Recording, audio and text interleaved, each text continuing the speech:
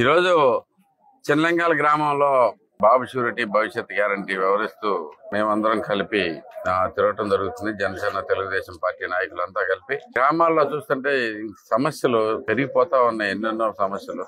ఈ సమస్యలన్నిటికీ పరిష్కారం చూపించాల్సిందిగా కోరుతా ఉన్నారు ప్రజలందరూ. చూస్తుంటే ఈ మధ్యకాలంలో నేను నా స్వయంగా ఒక 200 మంది ఈ సంవత్సర కాలంలో చనిపోయిన వాళ్ళని చూడటం జరిగింది.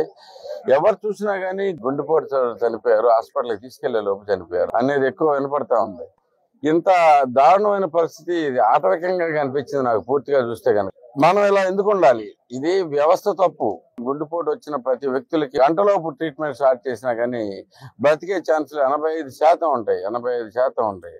సో నేను చూసిన 200 మందిలో కనీసం 150 మంది ఈ గుండెపోటుతో అప్పటికప్పుడే చనిపోవడం జరిగింది. ఇది మన వ్యవస్థ తప్పనే అనుకుంటా ఉన్నాను. చంద్రబాబు గారు ఎప్పుడో ఒకసారి ప్రతిపాదించారు ఏంటంటే 3 నుంచి 5 నిమిషాల లోపు అంబులెన్స్ తెచ్చుకుంటాం మన కృష్ణా జిల్లా లాంటి చైతన్యవంతమైన ప్రదేశంలో చాలా ఈజీ. లేదు ఇంకో రకమైన ప్లాన్ అన్నా చేసుకోవాలి. ఇది మరీ అరాచకంగా అనిపిస్తుంది. నిన్న రెడ్డిపాలెంలో మా కార్యకర్త గారు చనిపోతే వెళ్ళటం జరిగింది. ఆవిడ బాధ వర్ణాతీతంగా ఉంది. ఎందుకంటే ఇది ప్రివెంటబుల్ డెత్. ముందే గనక ప్రణాళిక ఉంటే ఆయన బతికే అవకాశాలు 85% ఉన్నాయి దీంట్లో. ఆల్రెడీ ఉన్న సర్వీస్ నేమో మనం గ్రాంటెడ్ గా తీసుకుంటాం. ఓకే ఇది సర్వీస్ ఉంది, మనం మర్చిపోతుంది, దాని గురించి పెద్దగా పట్టించుకోము.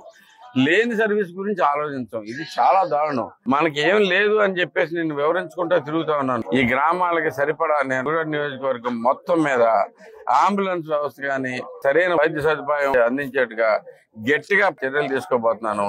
ఇది వచ్చే గవర్నమెంట్ లో 100% చేసి ఈ అనవసరమైన చావుల్ని నివారించాలని చెప్పి ఆశిస్తా ఉన్నాను.